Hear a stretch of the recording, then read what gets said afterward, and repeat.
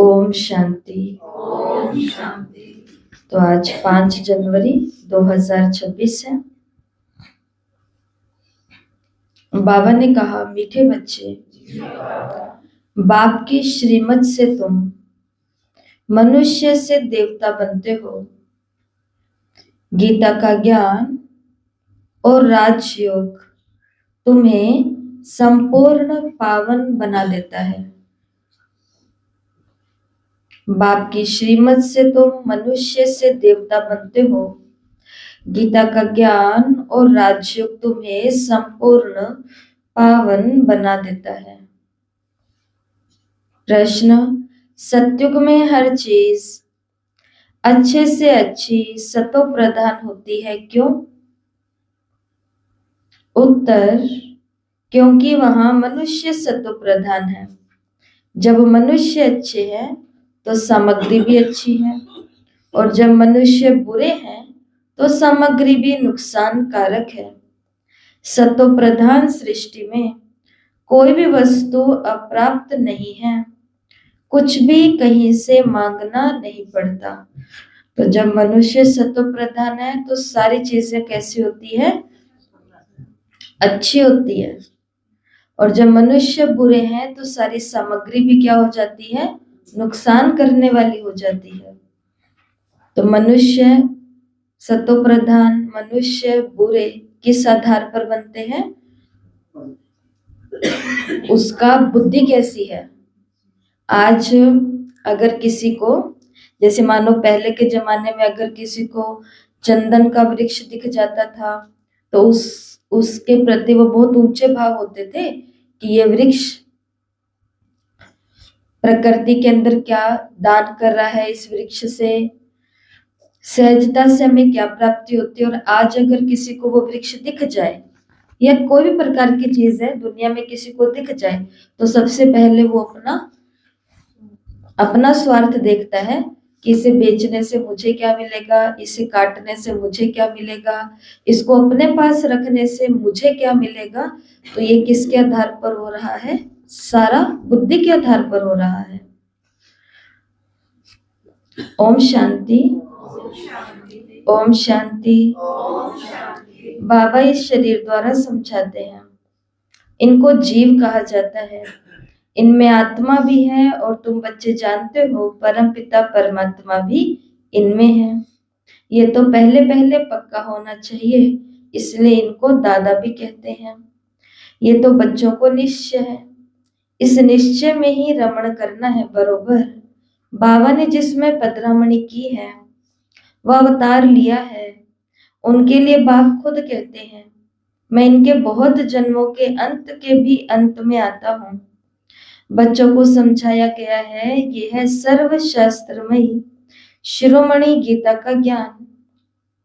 श्रीमत अर्थात श्रेष्ठ मत, श्रेष्ठ ते श्रेष्ठ मत है ऊंचे ते ऊंचे भगवान की, जिसकी श्रीमत से तुम मनुष्य से देवता बनते हो।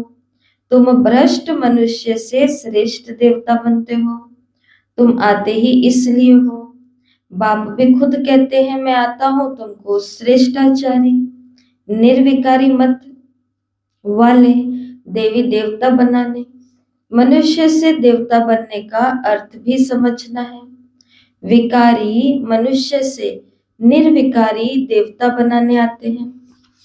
सतयुग में मनुष्य रहते हैं परंतु दैवी गुणों वाले, अभी कलयुग में भी है परंतु आसुरी गुणों वाले है। सारी मनुष्य सृष्टि परंतु वो है ईश्वरीय बुद्धि और ये है आसुरी बुद्धि। वहां ज्ञान और यहाँ भक्ति। ज्ञान और भक्ति अलग अलग है ना।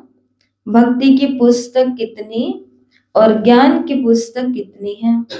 ज्ञान का सागर बाप है, उनका पुस्तक तो एक ही होना चाहिए।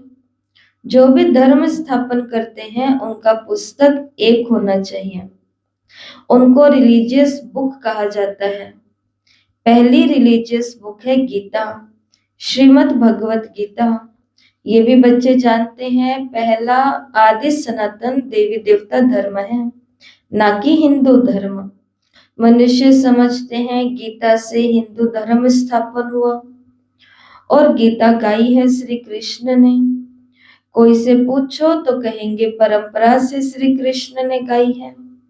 कोई शास्त्र में शिव भगवानुवाच है नहीं, श्रीमद श्री कृष्ण भगवानुवाच लिख दिया है। जो गीता पढ़े होंगे उनको तो सहज ही समझ में आएगा। अभी तुम समझते हो इसी गीता ज्ञान से मनुष्य से देवता बने हैं, जो अभी बाप तुमको दे रहे हैं, राजयोग सिखा रहे हैं, पवित्रता भी सिखा रहे हैं।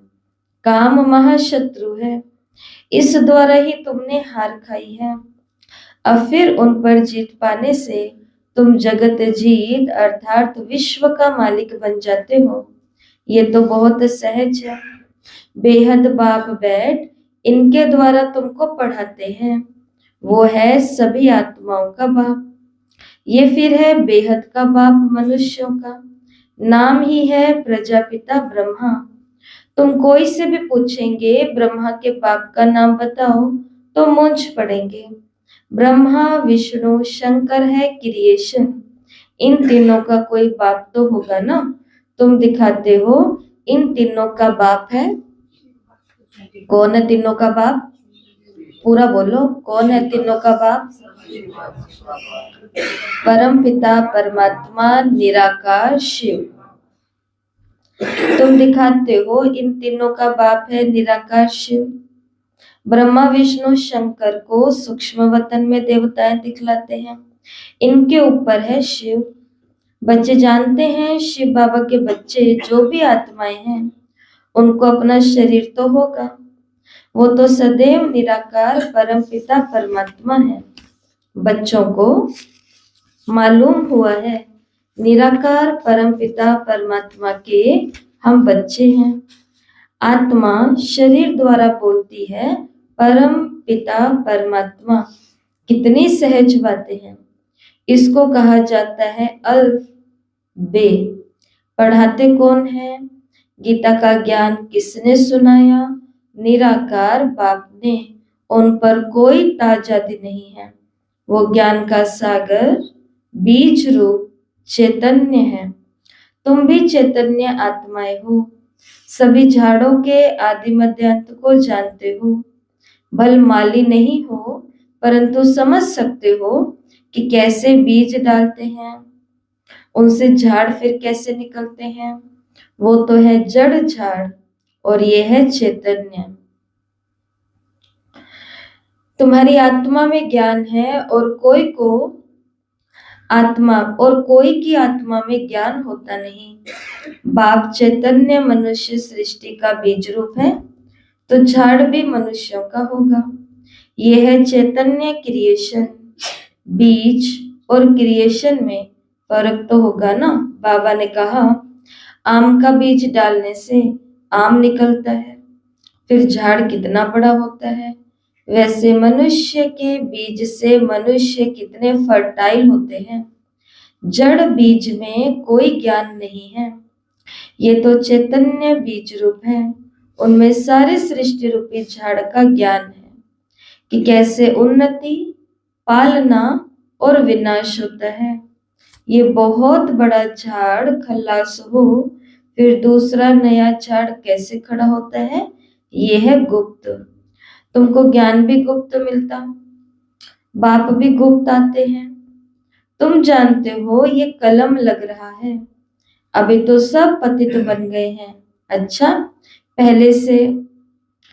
बीज से पहले पहले नंबर में जो पत्ता निकला वो कौन था? बीज से जो पहला पहला पत्ता निकला वो कौन था? बीज से जो पहले पहले पत्ता निकला वो कौन था? जो कहते हैं ब्रह्मा बाबा थे वो हाथ ऊपर करो। जो कहते हैं श्री कृष्ण है वो हाथ ऊपर करो। और जो कहते हैं दोनों ही नहीं है वो हाथ ऊपर करो। तो पहला पहला पत्ता श्री कृष्ण को ही कहेंगे लक्ष्मी नारायण को नहीं। ब्रह्मा पता नहीं है, ब्रह्मा तो पहले से कलयुग के अंदर थे, दिखा है ना, नर्क के एकदम ऊपर। नया पत्ता छोटा होता है, पीछे बड़ा होता है, तो इस बीज की कितनी महिमा है। ये है चैतन्य, फिर पत्ते भी निकलते हैं, उन्हों की महिमा तो होती है ना। अभी तुम देवी देवता बन रहे हो, दैवी गुण धारण कर रहे हो। मूल बात ही ये है कि हमको दैवी गुण धारण करने हैं, इन जैसा बनना है। चित्र भी है, ये चित्र ना होते तो बुद्धि में ज्ञान नहीं आता। ये चित्र बहुत काम में आते हैं। भक्ति मार्ग में इन चित्रों की भी पूजा होती है, और ज्ञान मार्ग में इन चित्रों से तुमको ज्ञान मिलता है कि ऐसा बनना है। भक्ति मार्ग में ऐसे नहीं समझते कि ऐसा बनना है हमको, भक्ति मार्ग में समझते कि कृष्ण के जैसा बनना है। दूर दूर तक सोच भी नहीं सकते, सिर्फ इतना जरूर बोलते हैं कि आपके पैर की धूल बन जाए काफी है।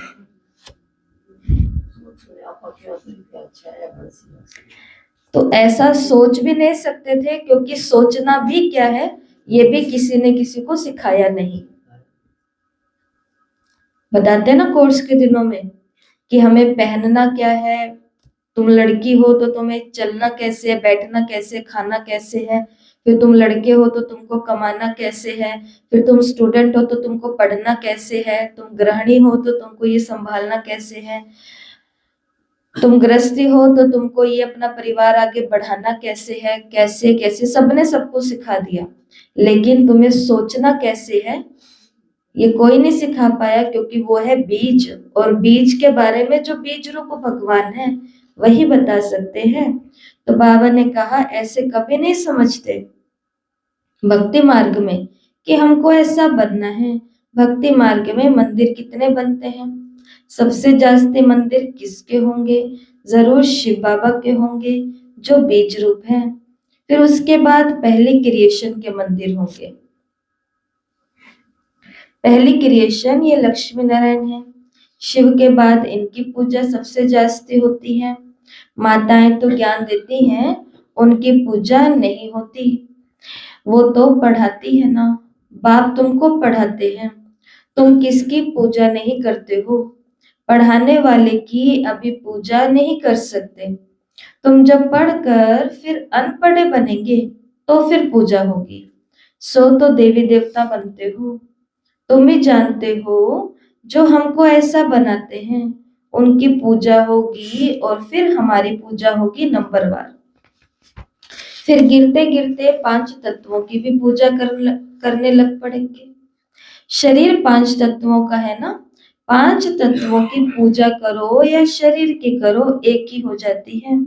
ये तो ज्ञान बुद्धि में है। ये लक्ष्मी नारायण सारे विश्व के मालिक थे। इन देवी देवताओं का राज्य नई सृष्टि पर था, परंतु वो कब था ये नहीं जानते, लाखों वर्ष कह देते। अब लाखों वर्ष की बात तो कभी किसी की बुद्धि में आ न सके। अभी तुमको स्मृति है, हम आज से 5000 वर्ष पहले आदि सनातन देवी देवता धर्म के थे। देवी देवता धर्म वाले फिर और धर्मों में कन्वर्ट हुए हैं। हिंदू धर्म कह नहीं सकते, परंतु पतित होने के कारण अपने को देवी देवता कहना शोभता नहीं है। इसलिए क्या कह दिया, इसलिए क्या कह दिया, हम कौन है, हिंदू है। हमारा धर्म कौन सा है, हिंदू है। अपवित्र को देवी देवता कह न सके। मनुष्य पवित्र देवियों की पूजा करते हैं तो जरूर खुद अपवित्र है, इसलिए तो पवित्र के आगे माथा झुकाना पड़ता है। बाबा ने कहा भारत में खास कन्याओं को नमन करते हैं, कुमारों को नमन नहीं करते, है ना। है तो वो भी प्योर है, वो भी पवित्र, लेकिन कन्याओं को ही माथा टेकते हैं, कुमारों को नहीं। इसके पीछे का क्या कारण है, देवी स्वरूप मानते हैं, तो देवी है। तो देवी तो पवित्रता के आधार पर ही मानते हैं ना, तो उसको देवता क्यों नहीं मानते कुमार को। कुमार घर में रहता है, कुमारी घर के बाहर रहती है। संगम पर श्री बाबा कुमारियों को ही निमित्त बनाकर और तीर ज्ञान के बाण लगवाते हैं। ज्ञान की गंगाएं बनाकर।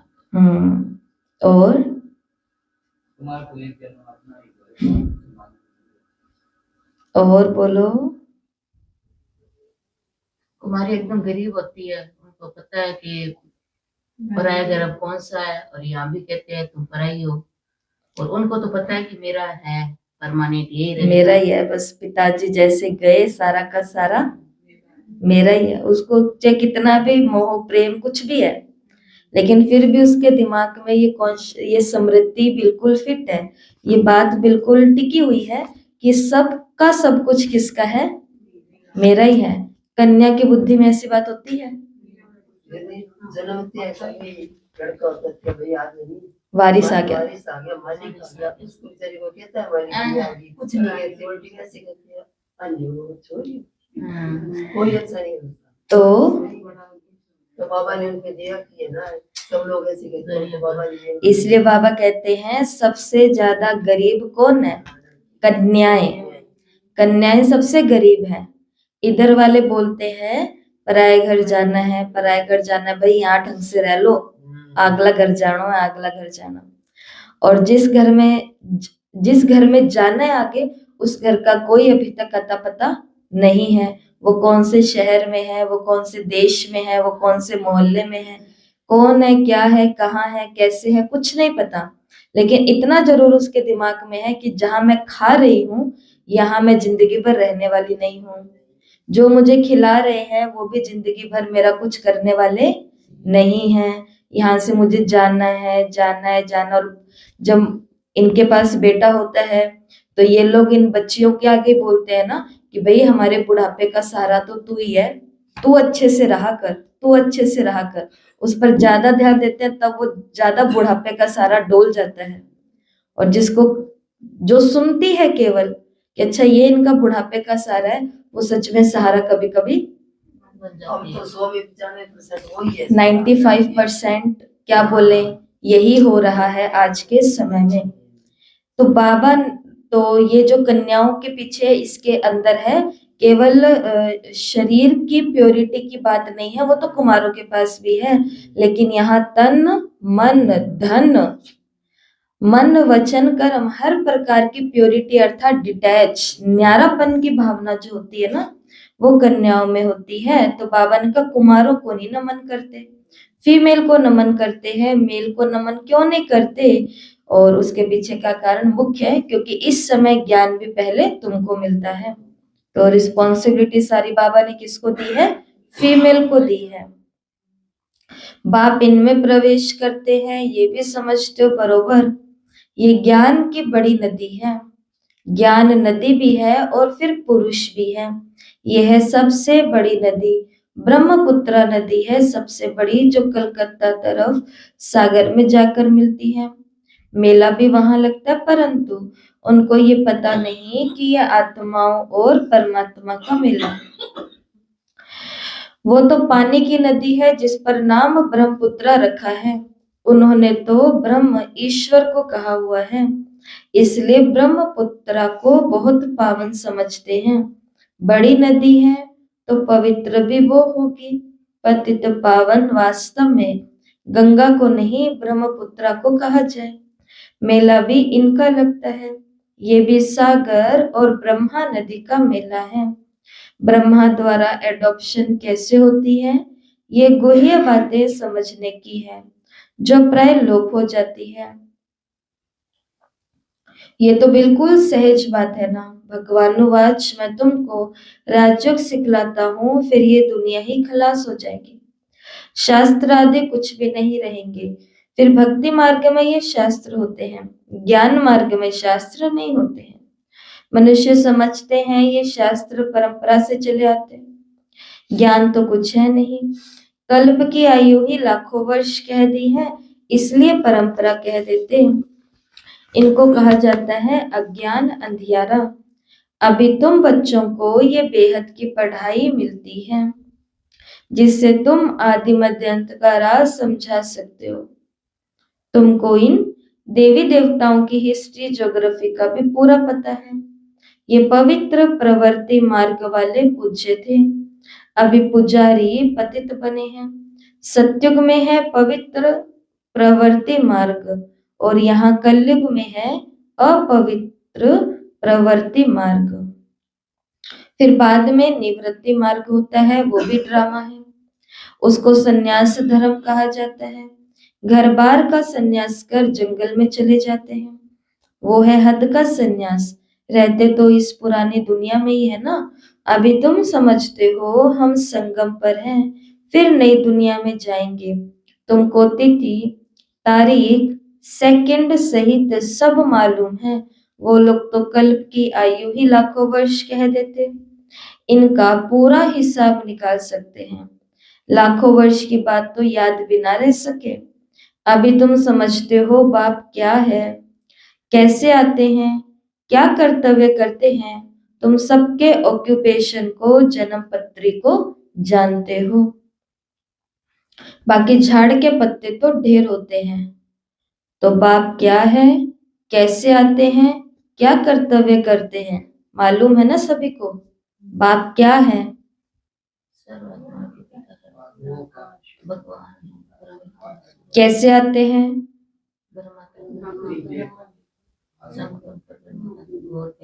किस में आते हैं? नहीं, कैसे आते हैं? कैसे आते हैं? जब मुक्ति में हम अति हो जाती है, विनाश वही पता है। और कलयुग हो जाता है। 5000 साल के बाद क्या कर्तव्य करते हैं?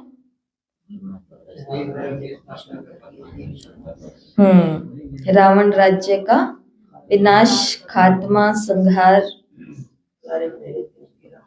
और फिर राम राज्य की स्थापना करते हैं। पतितों को पावन बनाते हैं।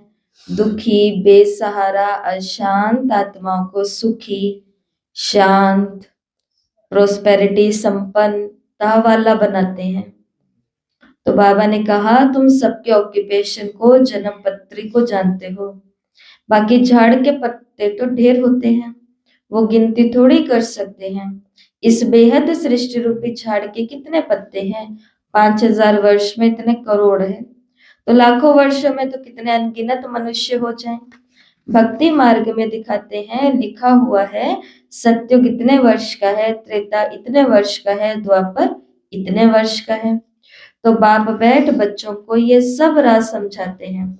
आम का बीज देखने से आम का झाड़ सामने आएगा ना।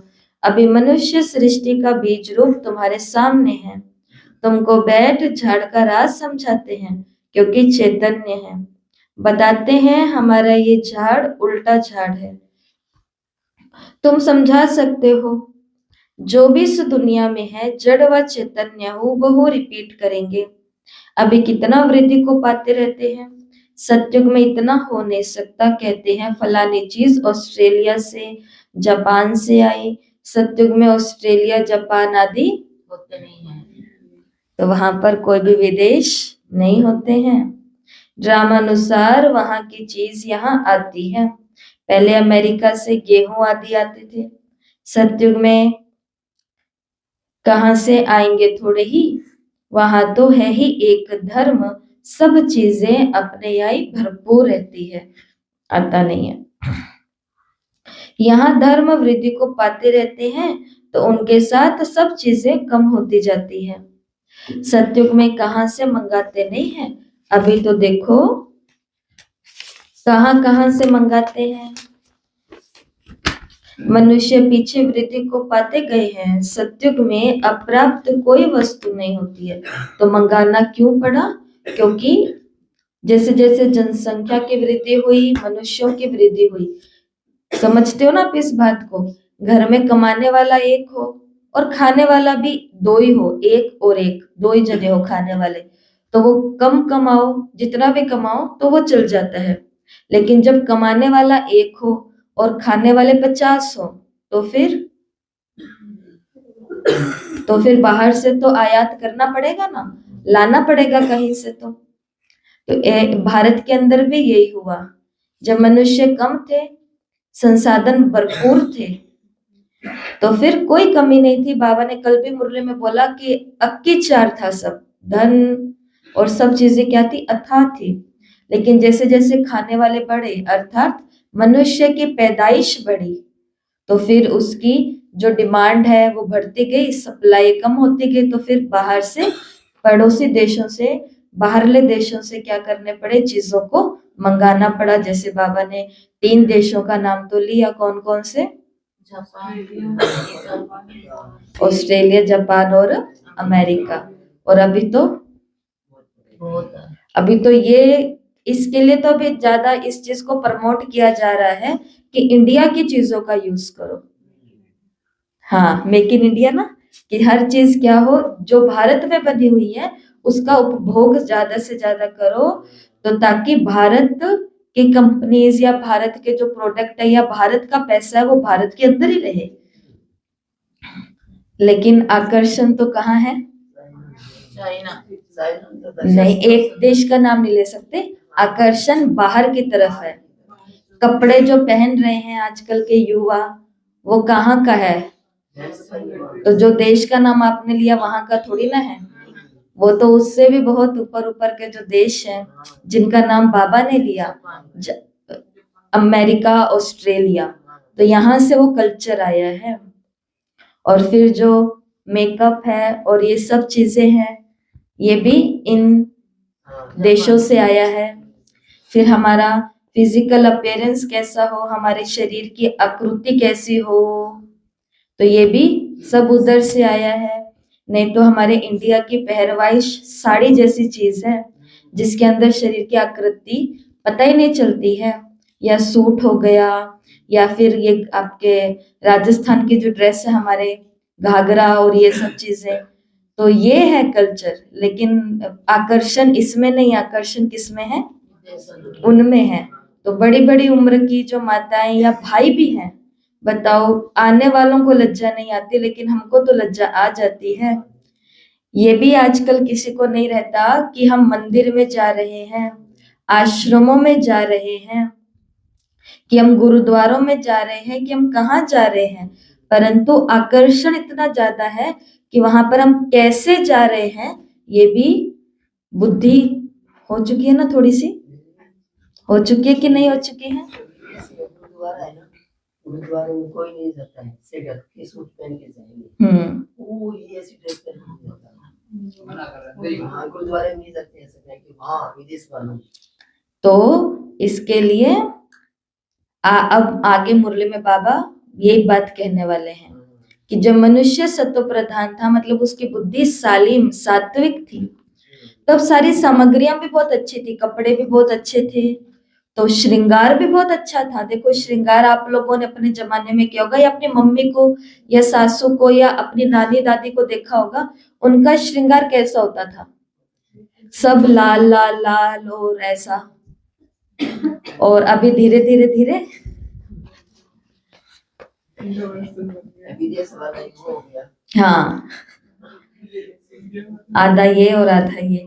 तो अभी बाबा मुरली में आगे क्या कहते हैं कि अभी तो देखो मनुष्य कहाँ कहाँ से मांगते हैं, तो इसका समाधान क्या है, संतोष। जब तक जीवन में संतुष्टता नहीं आती है, तृप्ति नहीं आती है, आध्यात्मिकता नहीं आती है, तब तक इस आकर्षण से कोई भी बच नहीं सकता, चाहे वो ज्ञान में भी चलने वाला क्यों नहीं है।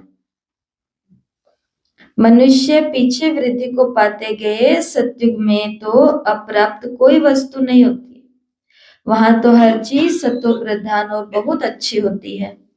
मनुष्य सत्व प्रधान है, बाबा ने कहा मनुष्य अच्छे तो सामग्री भी अच्छी, मनुष्य बुरे तो सामग्री भी नुकसान कारक बन जाती है, नुकसान कारक।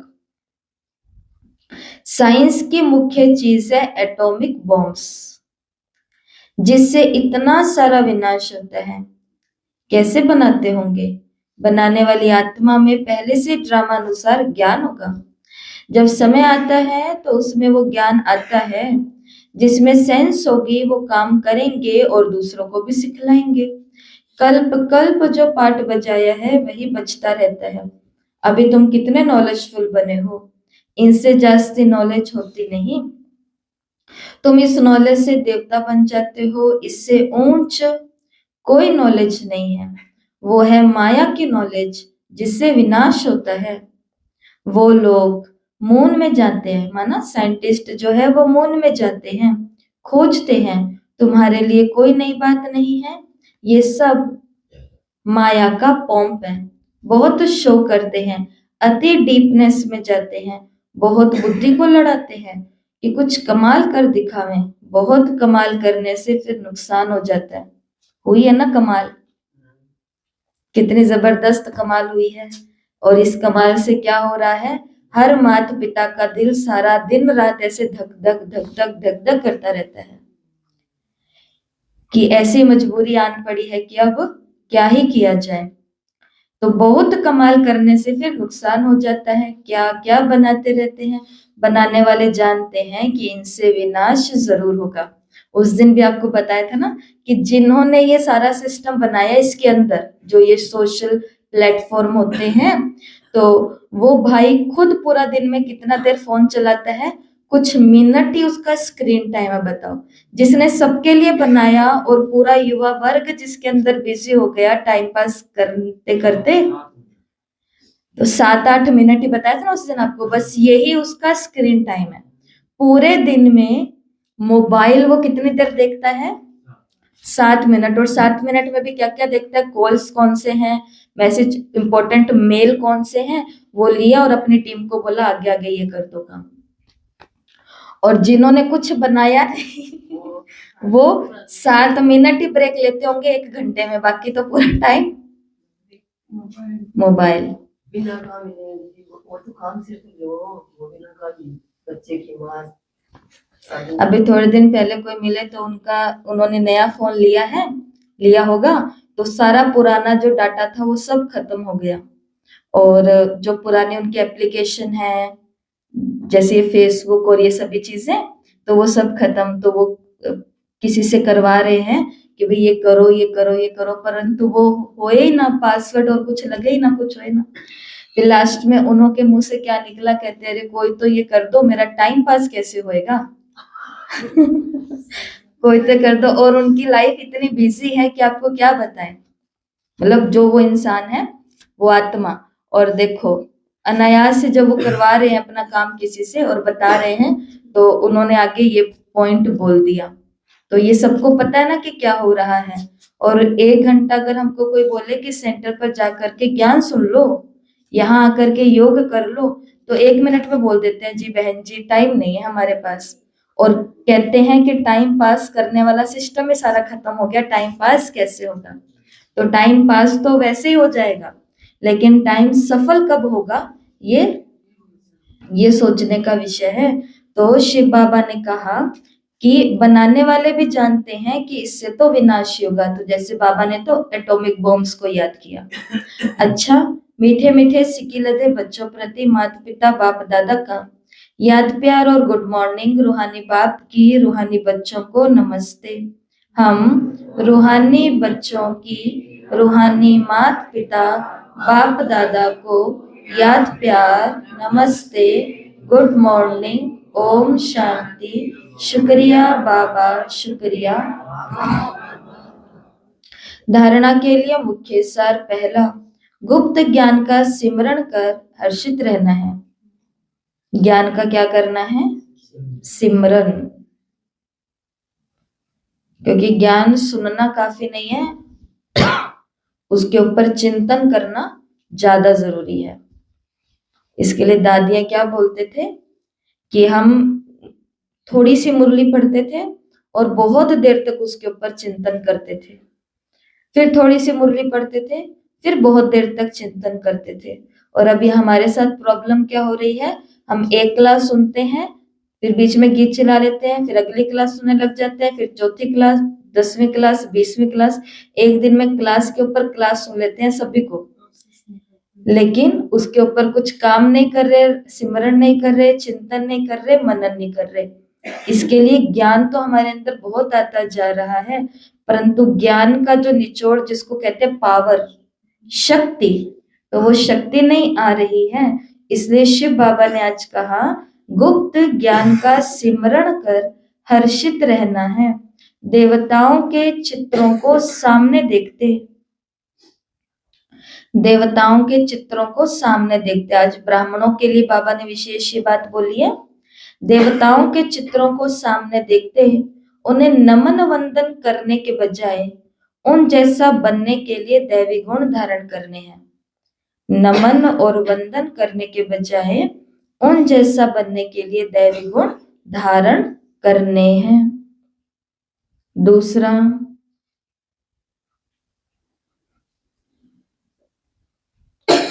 सृष्टि के बीज रूप बाप, सृष्टि के बीज रूप बाप और उनकी क्रिएशन को समझ। तो बीज रूप बाप और उनकी क्रिएशन कौन है? ब्रह्मा, विष्णु, शंकर, देवताएं। सृष्टि के बीज रूप बाप और उनकी चैतन्य क्रिएशन को समझ नॉलेजफुल बनना है।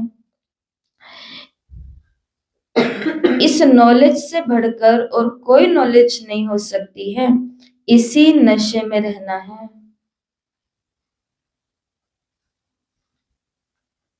इसी नशे में रहना है।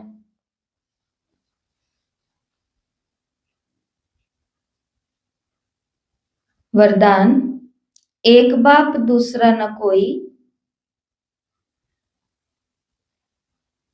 एक बाप दूसरा न कोई, इस पाठ की स्मृति से एक रस स्थिति बनाने वाली, इस पाठ की स्मृति से एक रस स्थिति बनाने वाली श्रेष्ठ आत्मा भव। एक बाप दूसरा न कोई, ये पाठ निरंतर याद हो तो स्थिति एक रस बन जाएगी, क्योंकि नॉलेज तो सब मिल गई है। अनेक पॉइंट्स हैं, लेकिन पॉइंट्स होते हुए पॉइंट रूप में रहे, ये है उस समय की कमाल जिस समय कोई नीचे खींच रहा हो। जब अभी बाबा को ज्ञान नहीं मिला था, अभी बाबा में शिव बाबा की प्रवेशता भी नहीं हुई थी, तो बाबा का जो ध्यान था धीरे धीरे एकांत की ओर जा रहा था। बाबा को अंतर्मुखी रहना धीरे धीरे पसंद आ रहा था। तो रात्रि एक बारी बाबा के घर मेहमान आए हुए थे, तो मेहमानों को डिनर आदि करा करके खिला पिला करके बाबा अपने जो चाचा की कोठी थी वहां पर चले जाते थे।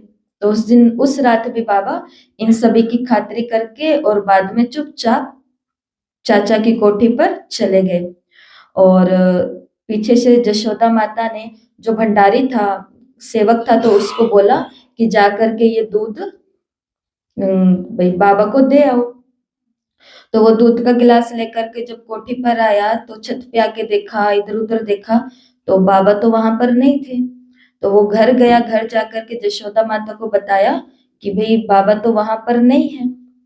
तो फिर वहां पर जशोदा माता के भाई भी आए हुए थे और एक ये भंडारी था, एक बेटा था।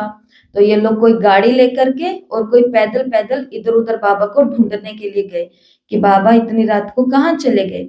और ढूंढते ढूंढते बाबा को ये बात पता नहीं थी कि मेरे को ढूंढते ढूंढते कोई मेरे पीछे भी आ जाएगा, क्योंकि उनको लगा मैं तो मेरा सारा फर्ज करके आया हूँ पूरा, तो मैं तो फ्री हूँ, फारिग हूँ, मैं आराम से अपनी तपस्या कर सकता हूँ एकांत में बैठ करके। तो बाबा के घर के थोड़ा सा पास में एक चर्च था, तो बाबा उस चर्च के आगे गार्डन बना हुआ था। गार्डन के अंदर जैसे कुर्सियां चेयर्स लगी हुई होती है ना, ये तो वहां पर बैठ करके बाबा एकदम एकांत में बस बैठे थे, मतलब गहरा चिंतन कर रहे थे अपने जीवन के या अपने विषय के अंदर कि मैं कौन हूँ, या मैं कहाँ से आया हूँ, या मैं किसका हूँ। और बाबा का बेटा फिर आया और पीछे से बाबा को ऐसे कंधे पर हाथ लगाया, तो बाबा ने घूम करके देखा। बाबा ने कहा कि अच्छा चलो घर चलते हैं, इतनी सी बात। मतलब ये नहीं कि भाई मेरे पीछे आए हो, तकलीफ हुई या कुछ भी। बाबा ने, क्योंकि बाबा एकदम एक रस अवस्था, जो ये आपको इसलिए बता रही हूँ क्योंकि आज की मुरली में एक रस स्थिति की बात आई है, तो बाबा की प्रवेशता के पहले बाबा को ये चीजें खींच रही थी, ब्रह्मा बाबा को इस तरफ, दादा लेखराज को। तो पॉइंट्स तो बहुत सारे हैं ज्ञान के, लेकिन उससे मजबूत काम क्या है कि पॉइंट की स्थिति में रहना। और कब रहना पॉइंट की स्थिति में? जब कोई चीज हमको नीचे खींच रही है, कोई आकर्षण मुझे ज्ञान से नीचे लेकर के आ रहा है, कोई रिश्ता मुझे नीचे की ओर लेकर के जा रहा है, किसी का संग, कोई खान पान, कोई मेरे ही संस्कार, तो उस समय क्या बन जाना है? पॉइंट बन जाना है। क्योंकि ज्ञान की बातें तो सबके पास है, लेकिन जैसे बाबा एकांत में बैठ करके चिंतन करते थे, ऐसे ही बाबा ने कहा पॉइंट रूप में रहे। और ये उस समय की कमाल जिस समय कोई नीचे खींच रहा हो, कभी बात नीचे खींचेगी, कभी व्यक्ति, कभी कोई चीज। योग में बैठे हैं और खुशबू आ रही है पकोड़ों की, तो परम धाम में लटकी हुई आत्मा को नीचे खींचेंगे कि नहीं खींचेंगे? खींचेंगे ना। उस समय किस में स्थित हो जाओ? पॉइंट में, कि मैंने मेरा जो टाइम फिक्स किया हुआ है, मैंने मेरा जो लक्ष्य फिक्स किया हुआ है, पहले वो, उसके बाद में ये। या कोई व्यक्ति योग में एकदम ऊपर की अवस्था थी, इतने में कोई याद आ गया, तो अब कहां पर आ रहा है? धीरे धीरे आत्मा नीचे की ओर आ रही है, उसकी ओर जा रही है। उस समय फिर से क्या याद करना है? मैं पॉइंट, शिव बाबा भी पॉइंट, बिंदु रूप में। तो कभी बातें नीचे खींचेंगी, कभी कोई व्यक्ति, कभी कोई चीज, और कभी वायुमंडल, डैश डैश डैश, ये तो होगा ही। लेकिन सेकंड में ये सब विस्तार समाप्त हो, एक रस स्थिति रहे, तब कहेंगे श्रेष्ठ आत्मा भव के वरदानी। स्लोगन है, नॉलेज की शक्ति धारण कर लो तो विघ्न वार करने के बजाय हार खा लेंगे। देखो बाबा ने भी क्या कहा है? नॉलेज की शक्ति धारण कर लो तो विघ्न वार करने के बजाय हार खा लेंगे। और नॉलेज की शक्ति कैसे आती है बताओ? उसके ऊपर सिमरन, मनन, चिंतन, चर्निंग। हाँ, बार बार याद करना कि आज बाबा ने क्या कहा था, आज बाबा ने क्या कहा था। मंथन करना, उस पर मनन करना। तो आज 5 जनवरी 2006 है और अव्यक्त मास के लिए विशेष पुरुषार्थ है। तो आज का स्वमान लेंगे, मैं ब्रह्मा बाप समान एक रस स्थिति में रहने वाली आत्मा हूं। मैं ब्रह्मा बाप समान एक रस स्थिति में रहने वाली आत्मा हूं। तो जैसे ब्रह्मा बाबा एक रस रहे, वैसे हमें एक शिव बाबा की याद में रहना है। और जो मधुबन से स्वमान आया है, वो रोज की तरह, मैं ब्रह्मा बाप समान सर्व बंधनों से मुक्त, जीवन मुक्त आत्मा हूं। जो भी आपको अच्छा लगे आप उसका अभ्यास कर सकते हैं।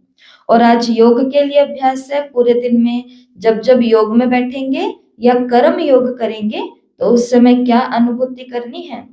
मैं आत्मा जीवन मुक्त स्थिति का अनुभव करते हुए ब्रह्मा बाप समान मास्टर मुक्तिदाता बन हर आत्मा को मुक्ति, जीवन मुक्ति का वरदान दे रही हूँ। रिपीट करते हैं, मैं आत्मा जीवन मुक्त स्थिति का अनुभव करते हुए ब्रह्मा बाप समान मास्टर मुक्तिदाता बन हर आत्मा को मुक्ति, जीवन मुक्ति का वरदान दे रही हूँ। ब्रह्मा बाबा तो बाबा के आने से पहले भी बहुत मुक्त अवस्था में रहते थे। बाबा के घर में एक बारी जशोदा माता की माँ आई, मम्मी, लौकिक माता, वो उनकी स्टेप मदर थी, सौतेली माँ थी।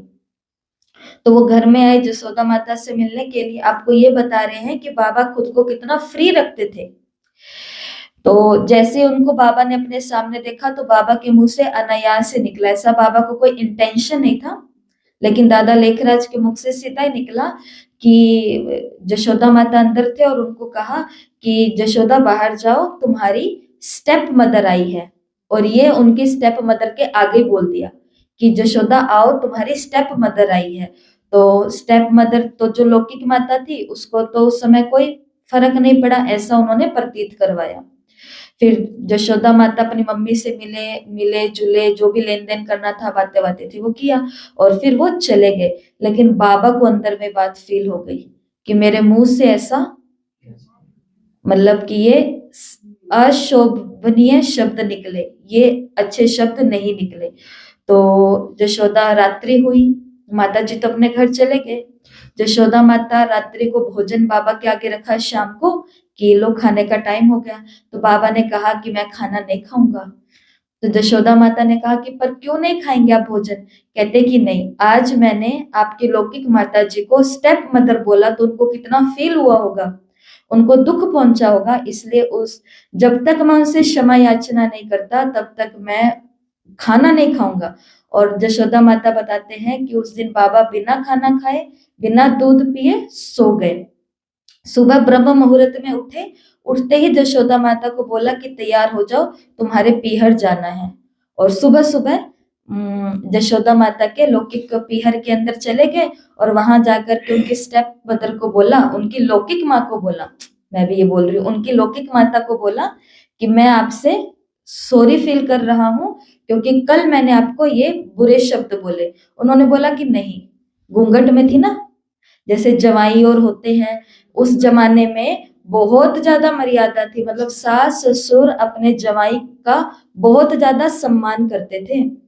तो वो घूंघट के अंदर थे और घूंघट में धीरे से अपनी बेटी यशोदा को बोला, पर ऐसी तो कोई बात नहीं है। लेकिन बाबा ने नहीं माना। बाबा ने कहा कि नहीं, आपको दुख जरूर फील हुआ है, आप सच सच बताओ। तो यशोदा माता ने अपनी मम्मी को बोला कि माता जी, अगर आप सच सच नहीं बताओगे तो कल रात को भी इन्होंने कुछ खाया पिया नहीं है और ये अभी भी कुछ नहीं खाएंगे पिएंगे, तो आपके मन में अगर कोई बात है तो आप सच सच इनको बता दो। तो फिर घूंघट के अंदर से उनकी मम्मी ने बोला कि हाँ, उस समय जब इन्होंने बोला कि यशोदा तुम्हारी स्टेप मदर आई है, तो मुझे अंदर में ये फील तो हुआ कि मैं स्टेप मदर के जैसा कोई बर्ताव तो यशोदा के साथ करती नहीं, फिर भी मुझे ये क्यों बोला? तो पर कोई बात नहीं, मैंने इस बात से आपको फ्री कर दिया। तो बाबा कहते कि तो मैं आपसे हाथ जोड़ करके माफी मांगता हूँ जो मैंने ये बुरे गलत शब्द आपके सामने बोले, और फिर खुद को फ्री करके। ये आपको क्यों बताया? क्योंकि ब्रह्मा बाबा हमेशा खुद को मुक्त करते थे। और हमारे जीवन में कभी कभी क्या हो जाता है, जिसको सॉरी बोलना उसको हम सॉरी नहीं बोलते, लटका के रखते हैं बात को। जिसको थैंक यू बोलना उसको थैंक यू नहीं बोलते। जिसके लिए हमने कुछ बुरा कर दिया अगर हम सॉरी बोल देंगे तो मुक्त कौन होगा? वो नहीं, मैं।